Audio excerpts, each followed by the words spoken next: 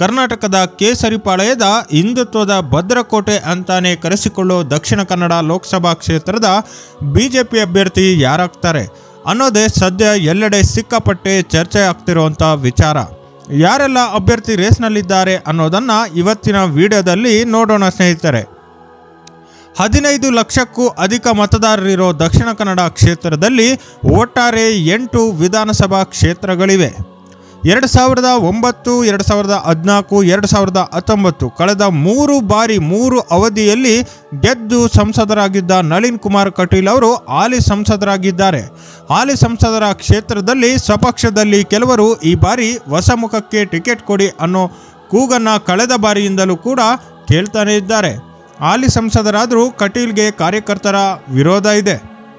ಆದರೂ ಬಿಜೆಪಿ ರಾಜ್ಯಾಧ್ಯಕ್ಷರಾಗಿದ್ದ ಕಟೀಲ್ ಅವರ ಅವಧಿ ಮುಗ್ದಿರೋದ್ರಿಂದ ಕನಿಷ್ಠ ಲೋಕಸಭಾ ಕ್ಷೇತ್ರದ ಟಿಕೆಟ್ ಆದರೂ ಕೊಡಿ ಅನ್ನೋ ಬಿಗಿಪಟ್ಟನ್ನು ಕಟೀಲ್ ಅವರು ಹಾಕುವಂತಹ ಸಾಧ್ಯತೆ ಇದೆ ಅಂತಾನೆ ಹೇಳಲಾಗ್ತಾ ಇದೆ. ಇನ್ನು ಈ ರೇಸ್ನಲ್ಲಿ ಇರೋ ಹೆಸರುಗಳು ಅಂದರೆ ಸತ್ಯಜಿತ್ ಸುರತ್ಕಲ್, ಬ್ರಿಜೇಶ್ ಚೌಟಾ, ಅರುಣ್ ಪುತ್ತಿಲ, ಮಹೇಶ್ ವಿಕ್ರಮ್ ಹೆಗಡೆ.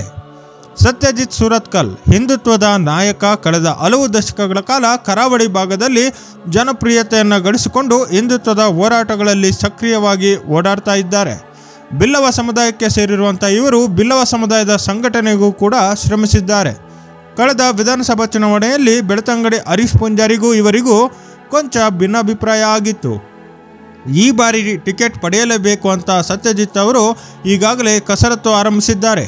ಹಲವು ಕಡೆ ಸಭೆಗಳನ್ನು ಭೇಟಿ ಮಾಡ್ತಾ ಹಲವು ಜನ ಹಿರಿಯರನ್ನು ಭೇಟಿ ಮಾಡ್ತಾ ಇದ್ದಾರೆ. ಅಯೋಧ್ಯೆಯ ಕರಸೇವೆಯಲ್ಲೂ ಕೂಡ ಸತ್ಯಜಿತ್ ಅವರು ಸಕ್ರಿಯವಾಗಿ ಭಾಗವಹಿಸಿದ್ದರು. ಇನ್ನು ಅದೇ ರೀತಿ ಕ್ಯಾಪ್ಟನ್ ಬ್ರಿಜೇಶ್ ಚೌಟಾ ಸೇನೆಯಲ್ಲಿ ಕಾರ್ಯನಿರ್ವಹಿಸುತ್ತಿದ್ದಂಥ ಇವರು ದಕ್ಷಿಣ ಕನ್ನಡ ಜಿಲ್ಲೆಯ ಪ್ರಭಾವಿ ಬಿಜೆಪಿ ಪಾಳ್ಯದ ಮುಖಂಡರು ಅಂತಾನೆ ಕರೆಯಲಾಗುತ್ತೆ. ಸದ್ಯ ಬಿಜೆಪಿ ರಾಜ್ಯ ಕಾರ್ಯದರ್ಶಿಯಾಗಿ ಆಯ್ಕೆಯಾಗಿರುವ ಬ್ರಿಜೇಶ್ ಚೌಟಾ ಸ್ವಯಂ ನಿವೃತ್ತಿಯ ನಂತರ 2011ರಲ್ಲಿ ತನ್ನ ಸ್ವಗ್ರಾಮಕ್ಕೆ ಹಿಂದಿರುಗಿ ರಾಷ್ಟ್ರೀಯ ಸ್ವಯಂ ಸೇವಕ ಸಂಘ RSS ಹಾಗೂ ಬಿಜೆಪಿಯ ಜೊತೆ ನಿಕಟ ಸಂಪರ್ಕವನ್ನು ಬೆಳೆಸಿಕೊಳ್ತಾರೆ. 2013ರಲ್ಲಿ ಯುವ ಮೋರ್ಚಾ ದಕ್ಷಿಣ ಕನ್ನಡ ಜಿಲ್ಲಾ ಪ್ರಧಾನ ಕಾರ್ಯದರ್ಶಿಯಾಗಿ 16 ಮತ್ತು 19ರವರೆಗೆ ದಕ್ಷಿಣ ಕನ್ನಡ ಜಿಲ್ಲಾ ಬಿಜೆಪಿ ಪ್ರಧಾನ ಕಾರ್ಯದರ್ಶಿಯಾಗಿ ಸೇವೆ ಸಲ್ಲಿಸಿದ್ದಾರೆ. ಅವರ ನಾಯಕತ್ವದ ಬಗ್ಗೆ ಭಾಳಷ್ಟು ಜನ ಓಕೆ ಅಂತ ಹೇಳ್ತಾ ಇದ್ದಾರೆ.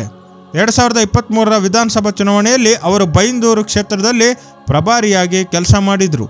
ಕಂಬಳ ಪರವಾದಂಥ ಹೋರಾಟದಲ್ಲೂ ಕೂಡ ಇವರು ದೊಡ್ಡ ಮಟ್ಟಿಗೆ ಪ್ರಭಾವವನ್ನು ಗಳಿಸಿದ್ದನ್ನು ನಾವೆಲ್ಲರೂ ಕೂಡ ಗಮನಿಸಬಹುದು.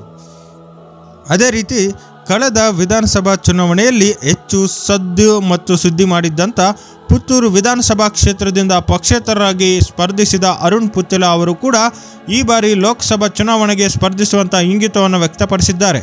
ಮುಖ್ಯವಾಗಿ ಪುತ್ತಿಲ ಪರಿವಾರ ಅಂತ ಕಟ್ಕೊಂಡು ಕಳೆದ ಬಾರಿ ಪುತ್ತೂರು ಟಿಕೆಟ್ ಬಿಜೆಪಿಯವರು ಕೊಡದೇ ಇದ್ದದ್ದಕ್ಕೆ ತಾವೇ ಒಂದು ಸ್ವಂತಹ ಪಡೆಯನ್ನು ಕಟ್ಟಿಕೊಂಡು ಏನು ಸ್ಪರ್ಧೆಯನ್ನು ಮಾಡಿದರು ಪಕ್ಷೇತರವಾಗಿ. ಆನಂತರದಲ್ಲಿ ಪುತ್ತಿಲ ಪರಿವಾರದ ನೇತೃತ್ವದಲ್ಲಿ ಹಲವು ಕಾರ್ಯಕ್ರಮಗಳನ್ನು ನಡೆಸ್ಕೊಂಡು ಬರ್ತಾಯಿದ್ರು. ಸದ್ಯ ಪುತ್ತಿಲ ಅವರು ಬಿಜೆಪಿಗೆ ಸೇರ್ಪಡೆಯಾಗುವಂತಹ ಇಂಗಿತವನ್ನು ವ್ಯಕ್ತಪಡಿಸಿ ಹಲವಾರು ಹಿರಿಯರ ಜೊತೆ ಚರ್ಚೆ ನಡೆಸಿದ್ರು ಕೂಡ ಇನ್ನೂ ಯಾವುದೇ ರೀತಿಯ ಬೆಳವಣಿಗೆಗಳಾಗಿಲ್ಲ. ಸೊ ಇವರು ಕೂಡ ಲೋಕಸಭೆಗೆ ಬಿಜೆಪಿಯಿಂದ ಸ್ಪರ್ಧೆ ಮಾಡುವಂತಹ ಇಂಗಿತವನ್ನು ವ್ಯಕ್ತಪಡಿಸಿದ್ದಾರೆ. ಟಿಕೆಟ್ಗೂ ಕೂಡ ಪೈಪೋಟಿಯನ್ನು ನಡೆಸ್ತಾ ಇದ್ದಾರೆ. ಅದೇ ರೀತಿ 4ನೇದಾಗಿ ಪೋಸ್ಟ್ ಕಾರ್ಡ್ ಹಾಗೂ TV ವಿಕ್ರಮದ ಮೂಲಕ ಕಳೆದ ಹಲವು ವರ್ಷಗಳಿಂದ ಬಿಜೆಪಿ ಸಂಘ ಪರಿವಾರದ ಪರವಾಗಿ ಹಲವು ರೀತಿಯ ಚಟುವಟಿಕೆಯನ್ನು ನಡೆಸ್ತಾ ಇರುವಂಥ ಮಹೇಶ್ ವಿಕ್ರಮ್ ಹೆಗಡೆ ಅವರ ಹೆಸರು ಕೂಡ ಈ ಬಾರಿ ದಕ್ಷಿಣ ಕನ್ನಡ ಲೋಕಸಭಾ ಕ್ಷೇತ್ರದ ಬಿಜೆಪಿ ಅಭ್ಯರ್ಥಿ ಆಗಬೇಕು ಅನ್ನುವಂತಹ ಚರ್ಚೆಯಲ್ಲಿ ಕೇಳಿ ಬರ್ತಾ ಇರುವಂಥದ್ದು ಸ್ನೇಹಿತರೆ ಇದಾಗಿತ್ತು ಒಟ್ಟಾರೆ ಹಿಂದುತ್ವದ ಕೋಟೆ ಭದ್ರಕೋಟೆ ಅಂತಲೇ ಕರೆಸ್ಕೊಳ್ಳುವಂಥ ಕರಾವಳಿ ಭಾಗದ ಅಂದರೆ ದಕ್ಷಿಣ ಕನ್ನಡ ಜಿಲ್ಲೆಯ ಲೋಕಸಭಾ ಕ್ಷೇತ್ರದ ಬಿಜೆಪಿ ಅಭ್ಯರ್ಥಿಗಳ ಒಂದು ಚರ್ಚೆಯ ವಿಚಾರ. ಯಾರಿಗೆ ಟಿಕೆಟ್ ಸಿಗುತ್ತೆ ಅನ್ನೋದು ಭಾಳಷ್ಟು ಕುತೂಹಲವನ್ನು ಮನೆ ಮಾಡಿದೆ. ಸೊ ಇರುವಂಥ ಸಂಸದರನ್ನೇ ಬಿಜೆಪಿಯವರು ಮುಂದುವರಿಸ್ತಾರಾ ಅಥವಾ ಹೊಸ ಮುಖಕ್ಕೆ ಮಣೆ ಹಾಕ್ತಾರಾ ಅನ್ನುವಂತಹ ಪ್ರಶ್ನೆಗೆ ಮುಂದಿನ ದಿನಗಳಲ್ಲಿ ಉತ್ತರ ಸಿಗಲಿದೆ ಸ್ನೇಹಿತರೆ.